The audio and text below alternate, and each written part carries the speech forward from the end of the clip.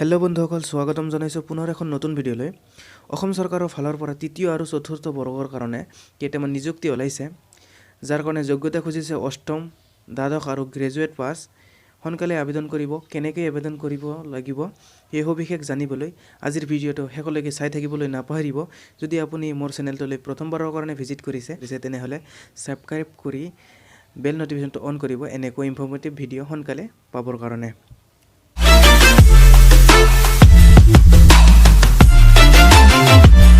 তো বন্ধুসকল, যিটো তেজপুৰৰ ফালৰ পৰা এডভাৰটাইজমেণ্ট ওলাইছে তাৰ আমি অফিচিয়েল যিটো এডভাৰটাইজমেণ্ট তালৈ আহিছোঁ। তো ইয়াতে আপোনালোকে দেখা পাইছে যিটো নেম অফ পোষ্ট আছে UDA/একাউণ্টেণ্ট।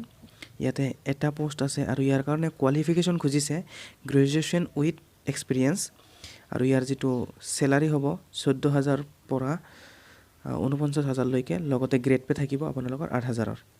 যিটো 2 নম্বৰত পদ আছে সেইটো হ'ল ষ্টেন'গ্ৰাফাৰৰ গ্ৰেড 3, য'ত নম্বৰ অফ ভেকেঞ্চি আছে এটা। HS আৰু HS পাছ হ'ব লাগিব, লগতে আপোনালোকৰ ITI যিটো ষ্টেন'গ্ৰাফি থাকে তাতে পাছ হ'ব লাগিব। যিটো পে স্কেল আছে সেইটো 14,000 পৰা 49,000 প্লাছ গ্ৰেড পে আছে 7,400।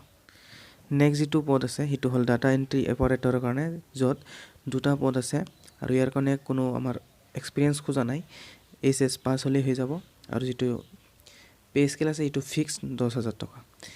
নেক্সট 4 নম্বৰত যিটো পদ আছে সেইটো হ'ল কপিষ্টৰ কাৰণে, কপিষ্ট যিটো পদ হয়, আৰু ইয়াত টোটেল পদ আছে এটা, HS পাছ হ'লেই হৈ যাব 9,000 যিটো ইয়াৰ ফিক্স এমাউণ্ট। 5 নম্বৰত যিটো পদ আছে সেইটো হ'ল চকীদাৰৰ কাৰণে, আৰু এইটো হ'ল ইয়াত এটা পষ্ট য'ত আপোনাৰ কাৰণে কোৱালিফিকেশ্যন খুজিছে অষ্টম পাছ হ'লেই হৈ যাব। ফিক্স যিটো দৰমহা দিব আপোনালোকৰ 9,000 টকা। নেক্সট যিটো পদ আছে সেইটো হ'ল পিয়নৰ কাৰণে, আৰু পদ আছে এটা, আৰু যিটো কোৱালিফিকেশ্যন খুজিছে আপোনাৰ অষ্টম শ্ৰেণী পাছ হ'লেই হৈ যাব, আৰু যিটো বেতন দিব খুজিছে সেইটো আপোনালোকৰ 9,000 ফিক্স। তো বন্ধুসকল, এইটো হ'ব আপোনাৰ ৱাক ইন ইণ্টাৰভিউ। আপোনালোকৰ যাব লাগিব 23 তাৰিখ, যিটো ফেব্ৰুৱাৰীৰ 23 তাৰিখ আহি আছে। পিয়নৰ কাৰণে হ'লে আপোনালোকৰ সেইদিনা আপোনালোকে যাব লাগিব,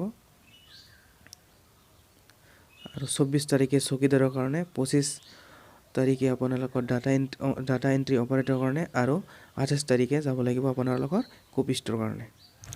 আৰু ইয়াৰ কাৰণে আপোনালোকৰ আবেদন কৰিব লাগিব অহা 9 তাৰিখৰ ভিতৰতে। বন্ধুসকল, যিটো আপোনালোকে ক'লে এপ্লিকেশ্যনটো পঠাব লাগিব সেইটো হ'ল, মই দেখাই দি আছোঁ, সেইটো হ'ল foreigners tribunal 4th floor, Tezpur @Gohpur. তেজপুৰৰ যিটো গহপুৰ জেগা আছে তাৰে ফৰেইনাৰ্ছ ট্ৰিব্যুনেলৰ 4th ফ্ল'ৰৰ যিটো গহপুৰত আছে তালৈ আপোনালোকৰ এপ্লিকেশ্যনটো পঠিয়াব লাগিব। আৰু কিবা আপোনাৰ কোনো ডাউট থাকিলে ইয়াতে তেওঁলোকৰ যিটো কণ্টেক্ট নম্বৰ দিছে আপোনালোকে কণ্টেক্ট কৰিব পাৰিব। এই 2টা কণ্টেক্ট নম্বৰ দিছে, আপোনালোকে ফোন কৰি কণ্টেক্ট কৰিব পাৰিব কিবা ডাউট থাকিলে। তো আশা কৰিলোঁ আজিৰ ভিডিঅ'টো ভাল লাগিছে। যদি কিবা ক'ত ডাউট থাকে আপুনি এই নম্বৰতো ফোন কৰিব পাৰিব, বা কমেণ্ট কৰি দিব, মই ৰিপ্লাই দিয়াৰ চেষ্টা কৰিম। যদি ভিডিঅ'টো ভাল লাগিছে বন্ধু বান্ধৱীৰ লগতো শ্বেয়াৰ কৰি দিব। যদি মোৰ চেনেলটোলৈ আপুনি প্ৰথমবাৰৰ কাৰণে ভিজিট কৰিছে তেনেহ'লে এনেকুৱা আপডেট পাবলৈ, সোনকালে পাবলৈ চেনেলটোক ছাবস্ক্ৰাইব কৰিবলৈ নাপাহৰিব।